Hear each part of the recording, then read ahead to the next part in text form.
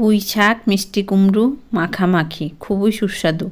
Evergreen 757 চ্যানেলে আপনাদের স্বাগত। আজ পুঁই শাক আর কুমড়ো দিয়ে একটা রেসিপি করব। ভিডিওটা সম্পূর্ণটা দেখার জন্য অনুরোধ রইল। Please like share and subscribe please.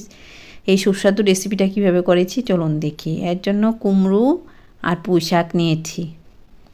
পুঁই শাকগুলি এইভাবে কেটে নিয়েছি, পাতাগুলি ভালো করে দেখে কেটে ধুয়ে নিয়েছি।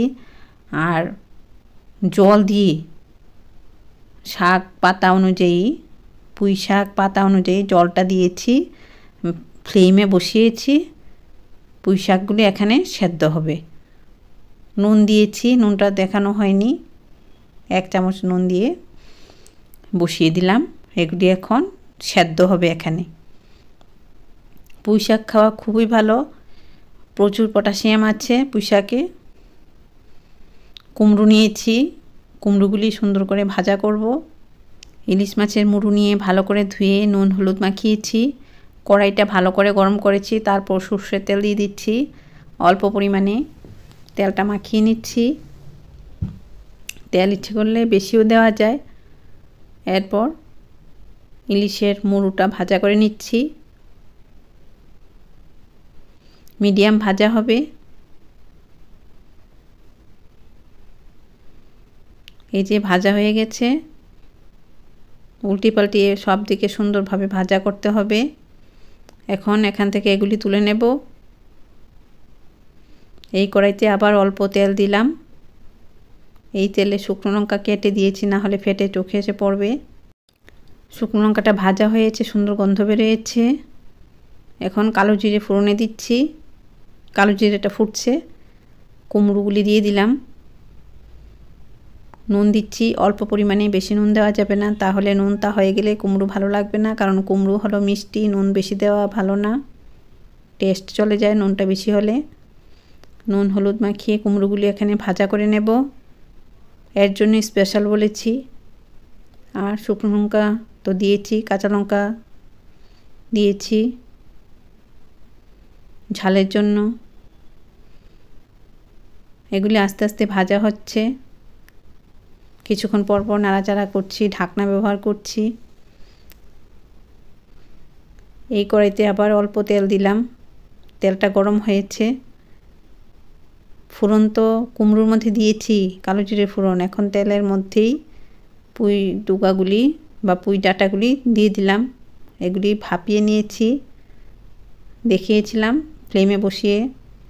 এগুলি এখন সেদ্ধ হয়েছে। পুঁই ডাঁটা, পুঁই শাক, হলুদ দিলাম। নুন তো আগেই দিয়েছি, নুন আর লাগবে না, দেখেছি নুন দিতে হবে না।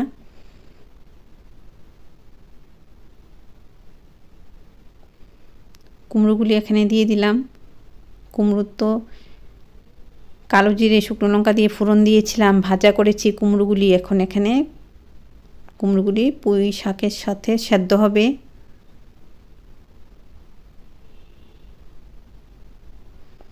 মাছের মুড়োটাও দিয়েছি। এখন ইলিশ মাছের মুড়ো, এই যে জলটা আছে পুঁই শাক সেদ্ধ জলটার মধ্যে ইলিশ মাছের মুড়োটা দিয়ে দিচ্ছি, তাহলে সেন্ট হবে ভালো, ইলিশ মাছের সেন্ট হবে। এভাবে দিয়ে দিতে হবে।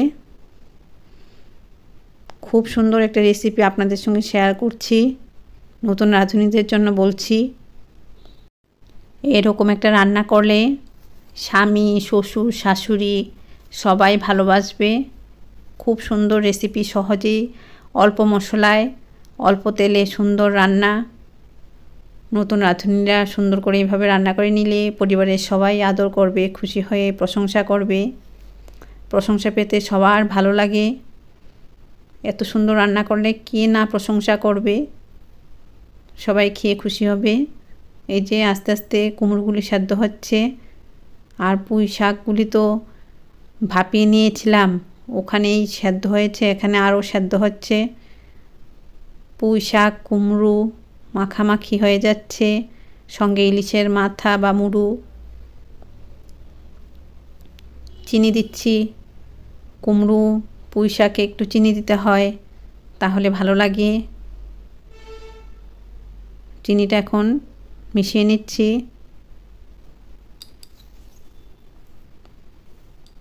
এইভাবে আস্তে আস্তে লো ফ্লেমে মিডিয়াম ফ্লেমে রান্নাটা করতে হবে। এখন ফ্লেমটা দেখাবো।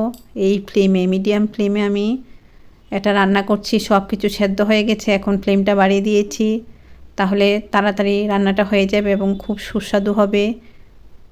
সব কিছু সেদ্ধ হওয়ার পর কিন্তু আমি ফ্লেমটা মিডিয়াম থেকে একটু বেশি করেছি।